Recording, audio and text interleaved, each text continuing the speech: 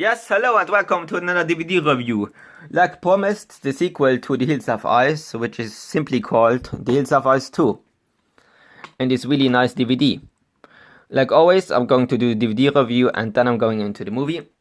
The DVD itself looks really cool. I already said that one time, but I really like these wet MOAs. I think they look really cool. I also really like this cover. Looks really scary. And yeah, here's from the side. And from the back, also really like this cover. There's actually a media book with this cover, which looks really cool. And this DVD also has a lot of bonus material, like the first one with 4 deleted scenes, bloopers actually, and 4 featurettes. But I haven't watched the bonus scenes yet. But yeah, the movie is also Spielberg approved, so it's FSK 18, but yeah, above. From the inside, nothing special, just wet, and we have here the DVD with this nice looking picture of a pickaxe. Really cool. And yeah, The Hills of Ice 2 actually came out a year after the first one, which is 2007, and has just a runtime of 86 minutes, so it's way shorter than the first one. It was also not directed by Alexandra Ajar, sadly, but by Martin Weiss. And yeah, spoiler alert for the movie now. The movie opens actually with a really hard scene, in my opinion. That was really, how do you say that? Really surprising the first time I watched it, how they opened it. It was with a woman giving birth and to a child, to obviously a child, and getting killed afterwards, straight afterwards by another mutant. That was actually a really hardcore scene, considering like the mutant took the baby straight out of her, you know. And yeah, then we come into the army making to a scene where the army are making tests in the desert, where the family of the first movie got killed, or half of the family. We sadly still don't know if they actually survived. And then all of the scientists get killed by mutant, and then we're cutting to an army, to soldiers who are making a test exercise, and they have to get the equipment to the scientists in the desert. There's also some stupid ass bully, like in almost all movies, which is called Quank. He actually annoyed me the whole movie. They then arrive, but no one is there. They see a signal mirror on the cliff, and they do a search and rescue mission. But Napoleon, one of the soldiers, and Johnson, which is actually a girl, she's also called Amber, they have to stay back. Mickey, one of the other soldiers, injures himself on their way to the cliff, and he has to go back.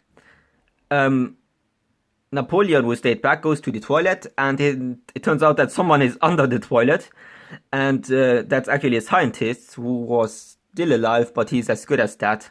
He's covered in shit and piss, and he has cuts all over his body. That was actually a really nasty scene, and he also straight up dies afterwards because of the infection.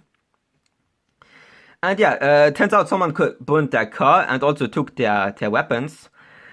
A mutant then attacks Amber, or Johnson, whatever you want to call her, but Mickey saves her at the last second, but he gets pulled in a tight gap, and he gets his leg broken, and he gets pulled like straight into the hole, and yeah, is obviously dead afterwards.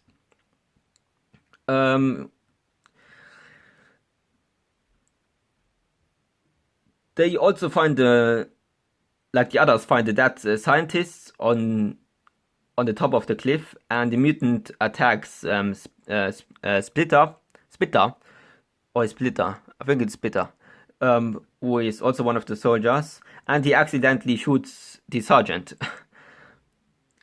which Napoleon and Amber arrive, and the sergeant dies, so they decide to go down and take the sergeant with them.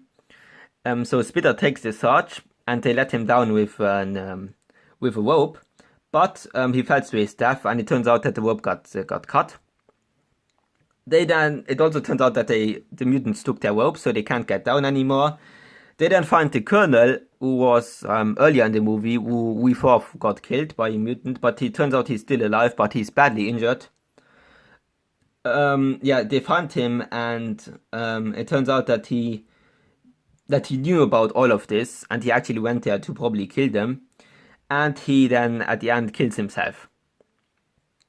The soldiers then kill one of the mutants by using Missy and Amber as bait, but Missy gets taken by a mutant afterwards, and one of the soldiers, Stump, decides to go back alone because he doesn't need ropes. He can he can freestyle it. He can parkour.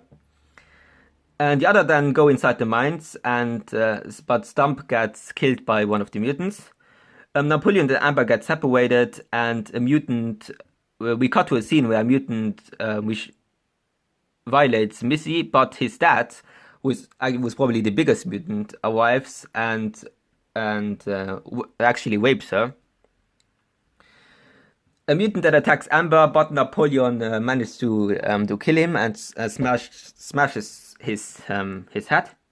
Then an old mutant arrives, but it turns out that he's blind.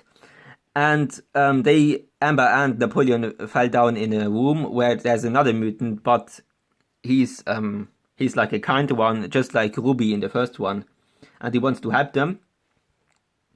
Then the old mutant attacks Delma and Krang, and Krang kills him, but he accidentally shoots Delma, so he gets injured. They then find the others, and the kind mutant takes them to a room which is full of body parts and also guts, and there's also Mickey's head on the table.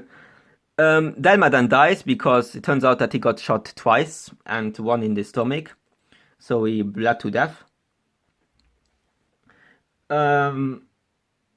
They then find another room with a big metal door and also dynamite. So Crank wants to find a way out. So he wants to take the dynamite, but it was connected to a wire, so it was like a trap, and he blows like the whole thing up. And but Napoleon then kill another mutant and want to save Missy, and they finally managed to defeat the dead mutant when they worked all three of them together, which was actually a really good fight. And then we come into the ending where Amber, Missy, and Napoleon are the only survivors, and they go outside because obviously everything got blown up by Crank. And we see a mutant from far back who saw them on a laptop the whole time. So they're still not alone, and they're probably dead afterwards. But yeah, there was another cliffhanger, and I don't think we will ever get in the Hills Have Eyes 3. I don't think so, considering this movie is 13 years already old. But yeah, there was one actress who was more well known, who I knew before from The Collector, and she was also in Wrong Turn 2, which is Daniela Alonso. She plays Missy in this one. She is good. The story itself, I thought it was interesting because it was a bit different because of the army, because they actually have weapons.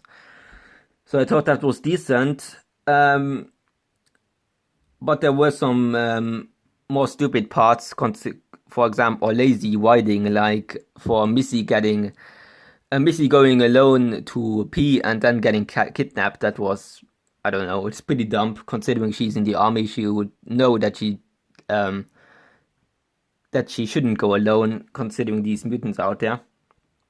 Yeah, the soundtrack was okay. I don't think it was the same as the first one, maybe a bit different. But yeah, the makeup and the kills, like always, were amazing in this one. But I don't enjoy this one more than the first one. I think the first one is definitely better by a lot. And I think the director might be a reason, considering Alexandre Aja is really, really good, and I never heard of this one of Martin Seiss. And yeah, sometimes it wasn't that entertaining, in my opinion. But I would still call the movie decent, which is why I'm giving it a 6.2 out of 10. And yeah, nothing special though. But if you have seen the first one, then you will probably also still enjoy the second one, because I do enjoy this movie every time I watch it. And yeah, that was it for The Hills Have Eyes 2. I hope you enjoyed. And I hope I see you in my next review, whatever that is going to be. And yeah, see you then. Wanna see you in slow motion. Come stay the night, we can stay up till it's bright. In the morning, got the top open. Come take a ride, we can go where you like. I wanna see you in slow motion. Come stay the night, we can stay up till it's bright.